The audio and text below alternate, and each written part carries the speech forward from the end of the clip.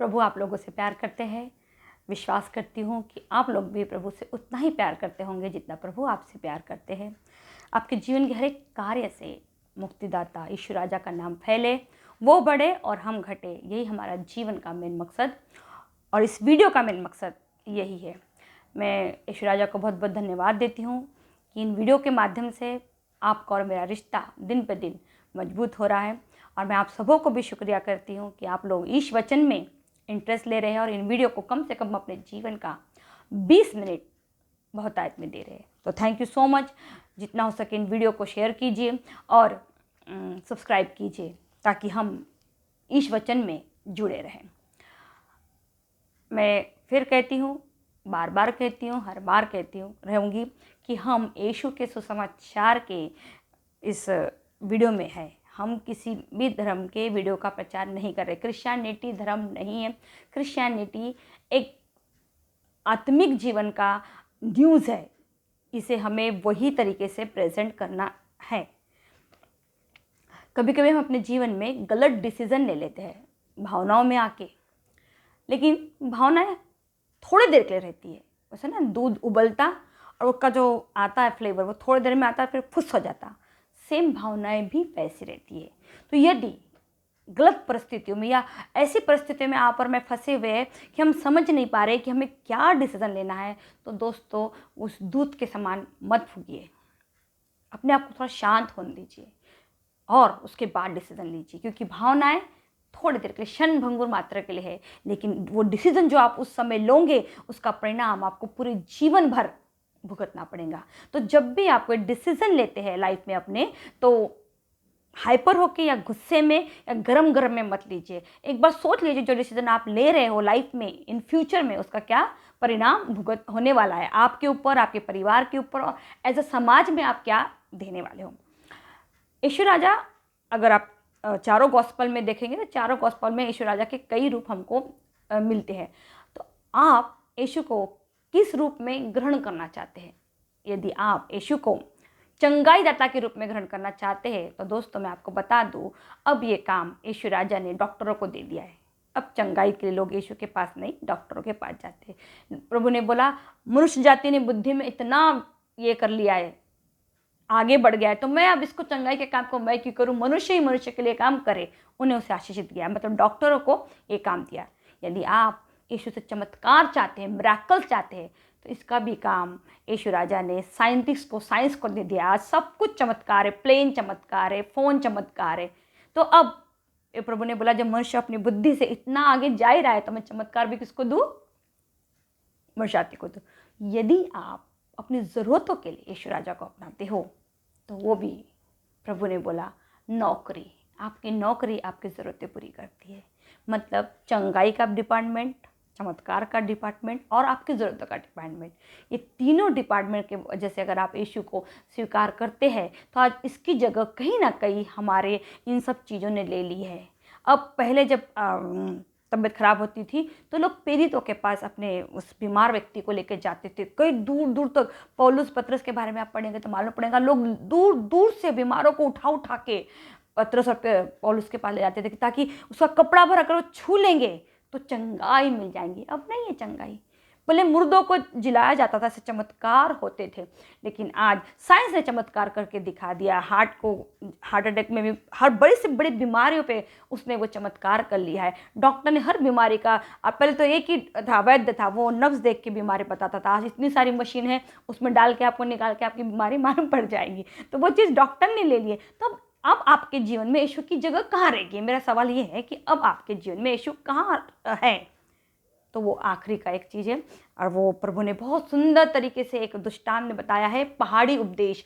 प्रभु पहाड़ पे चढ़ जाते हैं और उनके साथ साथ वहाँ पर भीड़ भी है और प्रेरित भी है, लेकिन भीड़ नीचे रुक जाती है। उस भीड़ में कई भूखे लोग हैं, कई बीमार लोग हैं, लेकिन यीशु मसीह ना उन भूखों को खाना खिलाते हैं, ना उन बीमारों को चंगा करते हैं। वो ऊपर जाके शिक्षा देते हैं। काय की शिक्षा देते हैं? आत्मिक जीवन की शिक्षा देते हैं।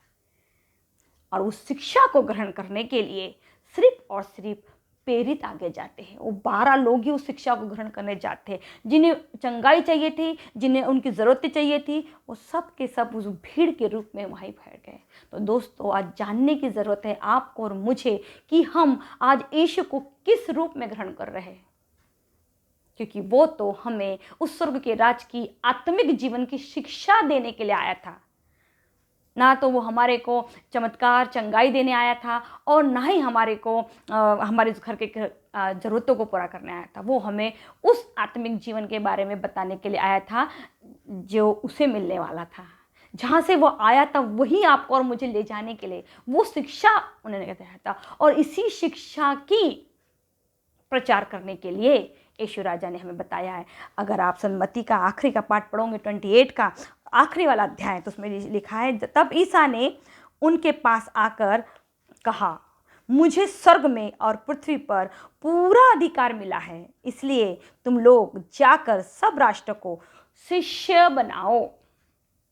इतना सुंदर कॉन्सेप्ट है ये। इसको अगर आप पढ़ेंगे समझेंगे ना, प्रभु क्या कह रहे हैं प्रेरितों से, हर राष्ट्र में जाके तुम लोगों को शिष्य बनाओ। कैथोलिक बनाओ, प्रोटेस्टेंट बनाओ, बिलीवर्स बनाओ, क्रिश्चियन बनाओ नहीं लिखा है। इसीलिए इतना सब लोगों को भी मिसअंडरस्टैंडिंग हो रहा है, उनके दिमाग के बाद घुस गया कि हम क्रिश्चियन बना रहे। क्रिश्चियन भैया, जब उसको सुसमाचार पे विश्वास होगा ही नहीं तो उसको क्रिश्चियन बना के आप और मैं करेंगे क्या? जिसको इस सुसमाचार पे विश्वास होगा उसे जाके शिष्य बनाना है, शिष्य बनाना है। अब बाइबल पढ़े चारों गॉस्पेल में कहीं भी नहीं लिखा है कि क्रिश्चियन बनाना, सिर्फ शिष्य बनाना लिखा है, दूसरा कलीसिया लिखा है। वो भी कलीसिया कौन सी होंगी? कैथलिक होंगी, प्रोटेस्टेंट बिलीवर्स, कलीसिया उसकी होंगी। वो अंत में चुनेगा वो कलीसिया उसकी किसकी हो सकती। वो हिंदू में से भी चुन सकता, बौद्ध में से भी, किसी भी जाति से चुन सकता वो। तो ये कंसेप्ट से बाहर निकलिए कि हम क्या है। हम अगर यीशु के शिष्य है, हमारी अगर बुलाहट है तो हमको करना क्या है? हमें सुसमाचार के उस प्रचार पे विश्वास करना है। क्योंकि आगे यीशु क्या कहते हैं, और उन्हें पिता पुत्र पवित्र आत्मा के नाम पर बपतिस्मा दो। किसकी ने? जो सुसमाचार, यीशु के सुसमाचार पे विश्वास करेगा, जो यीशु के नाम का शिष्य बनने में खुद स्वीकार करेगा, उसको पिता पुत्र और पवित्र आत्मा के नाम का बपतिस्मा देना है। अगर आपने किसी लालच में, किसी चंगाई में, किसी चमत्कार में, किसी उनके घर की जरूरतें पूरी करने के बदले में उन्हें आप ये चीज़ देते हो, पिता पुत्र पवित्र आत्मा का नाम आप उसे देते हो, और वो कहीं ना कहीं किसी मुसीबत में पड़ने के बाद उस चीज़ को झुटला देता है, तो आप पे भी बहुत बड़ा पाप है और जिन्होंने लिया उन पे भी बहुत बड़ा पाप है। क्योंकि यीशु का सुसमाचार एक आत्मिक जीवन का वरदान है। उसका पिता पुत्र पवित्र आत्मा का नाम जो बपतिस्मा, वो बहुत बड़ी बात है। तो सिर्फ क्योंकि किसी के लोगों के घर में आपने किराना पहुंचा दिया, उनके घर में यीशु के नाम से कोई चंगाई हो गई या कोई चमत्कार हो गया, और उसके बदले में अगर वो यीशु को ग्रहण कर रहे हैं तो मत बपतिस्मा दो। पहले उन्हें वो चारों गॉस्पेल की जानकारी दो, क्योंकि बाइबल में चारों गॉस्पेल में लिखा है जिन्होंने यीशु के सुसमाचार पर विश्वास किया उन्होंने बपतिस्मा ग्रहण किया। तो अब जिन्होंने बपतिस्मा सुसमाचार सुना ही नहीं, पढ़ा ही नहीं, सिर्फ एक चमत्कार उनके जीवन में हुआ और उन्होंने यीशु को ग्रहण किया, वो तो आज नहीं तो कल जाकर यीशु को छोड़ेंगे, क्योंकि उनका बेस ही मजबूत नहीं है। वो तो यीशु के पास इसलिए आ रहे हैं क्योंकि उनके जीवन में कोई चमत्कार चाहिए, कोई चंगाई चाहिए, या तो उनके घर की कोई ज़रूरतें पूरी हो रही है। तो यीशु इन तीनों चीज़ों के लिए नहीं है। आखिरी में यीशु कहते हैं, मैंने तुम्हें जो जो आदेश दिए हैं तुम लोग उनका पालन करना उन्हें सिखाओ।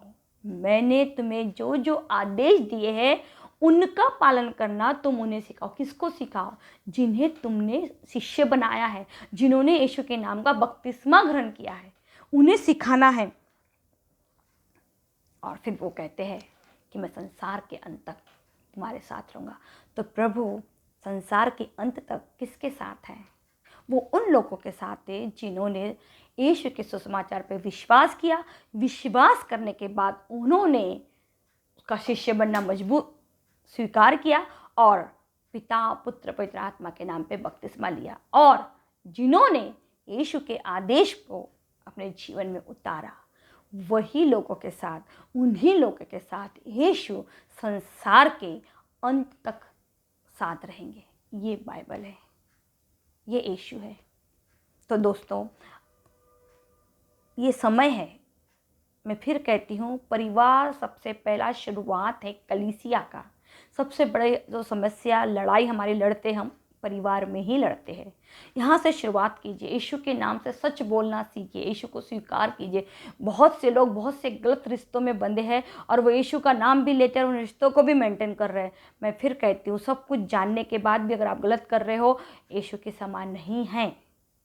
यीशु क्षमा नहीं देगा। जो लोग वो बोलते हैं ना, बहुत से लोग मरने के एकदम कगार पे आ जाते हैं, पूरी ज़िंदगी गलत जीते और एकदम मरने के कगार पे आने के टाइम पाप स्वीकार करते हैं, पश्चाताप करते हैं। प्रभु उनसे पूछेगा, तू तो पैदाशी क्रिश्चियन बनी थी, तू पैदाशी क्रिश्चियन था, क्या तुझे ये बात पता नहीं थी कि ये गलत है, फिर भी तू कर रही थी और तुम मुझसे माफ़ी कैसे मांग रही है। तो कंसेप्ट है दोस्तों, मरने तक की राह मत देखो कि मैं जब मरने के शहर में जाऊंगा तब या जाऊंगी तब पाप स्वीकार करूंगी या तब अपने गुनाहों से पर्दा करूंगी।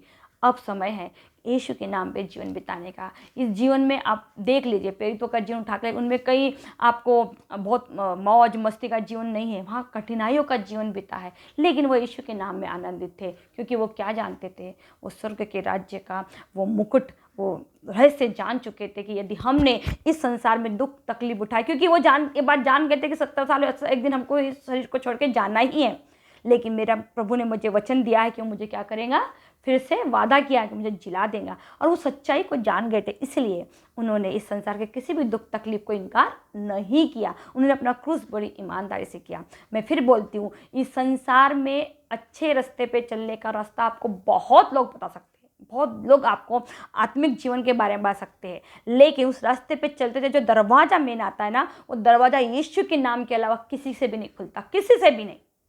यीशु के नाम के अलावा कोई ऐसी ताकत, कोई ऐसा महान पुरुष, कोई ऐसा संत नबी नहीं है जो आपको दरवाज़ा खोलने की परमिशन देगा। यीशु का नाम ही सुनने के बाद पिता आपके लिए स्वर्ग का द्वार खोलेगा, क्योंकि वो उसका प्रिय पुत्र है, क्योंकि उसने कहा है कि ये मेरा प्रिय पुत्र है, इसकी सुनो। उसने कहा, ये मेरा प्रिय पुत्र है, मैंने संसार, स्वर्ग और पृथ्वी दोनों इसके अधीन कर दिया है।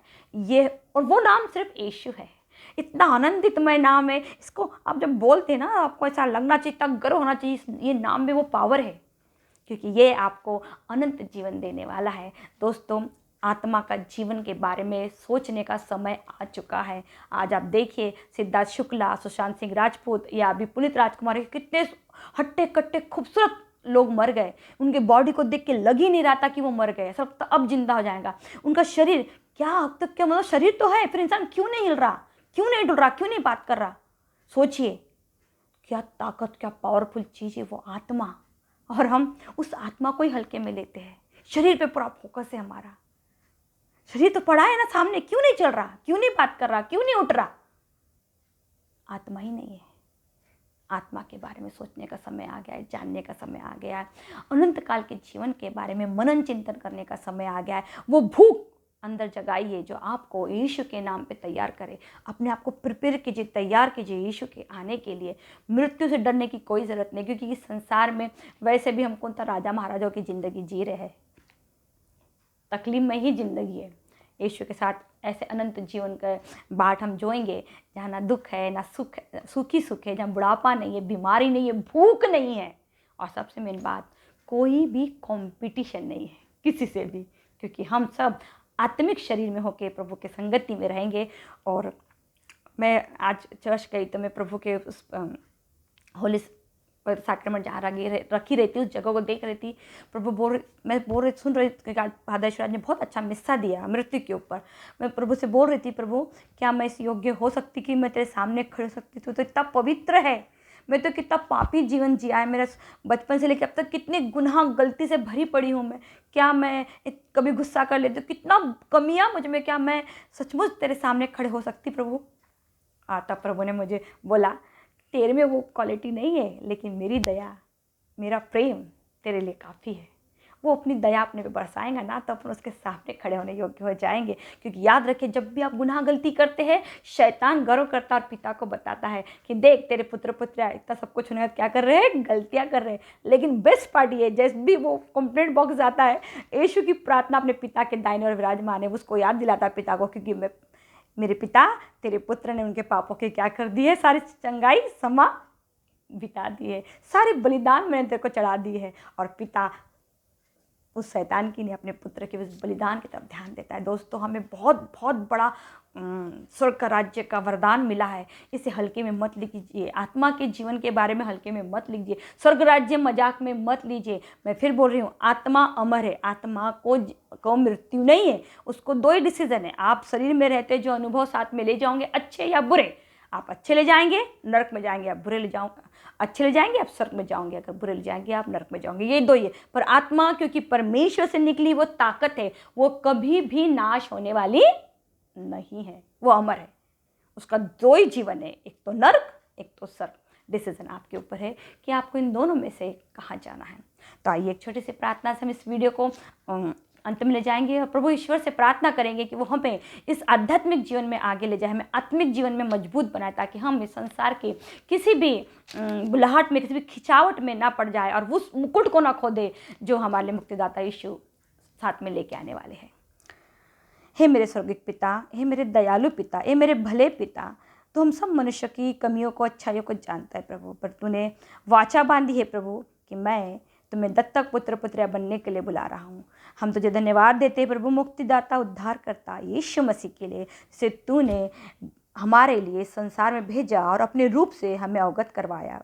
हे मेरे स्वर्गिक पिता, अपने बच्चों को इस योग्य बना कि वो जब मुक्तिदाता यीशु राजा हमें लेने आए तो हम उसके सामने खड़े होने योग्य बन पाए। प्रभु, हमें पवित्र आत्मा प्रदान कर ताकि हम अपने जीवन में पवित्रता ला सके। अपनी कमियों को, हम पवित्र आत्मा हमारे अंदर की सारी कमियों को निकाल के तेरी अच्छाइयों को भरे, तेरे वचनों को भरे, ताकि हम सारे संसार के जिस भी कोने में हो, वचन हमारे साथ चले, हमारे अंदर चले। प्रभु, ये सारी प्रार्थना प्रभु मैं तेरे हर एक बंदे के लिए करती हूँ जो विश्वास करता है कि मुक्तिदाता, उद्धारकर्ता महिमा के साथ आने वाले। क्योंकि ये वचन कहता है, बाइबल हमें सिखाती है कि जब तुम ये सारे दृश्य देखो तो समझ जाना कि बुरे दिन शुरू हो चुके हैं। और ये हम सचमुच प्रभु बुरे दिनों में फंसे हुए। प्रभु, ऐसे दिनों से सिर्फ हमें कोई बचा सकता है तो सिर्फ एक ही नाम है, उद्धारकर्ता, मुक्तिदाता यीशु मसीह का नाम।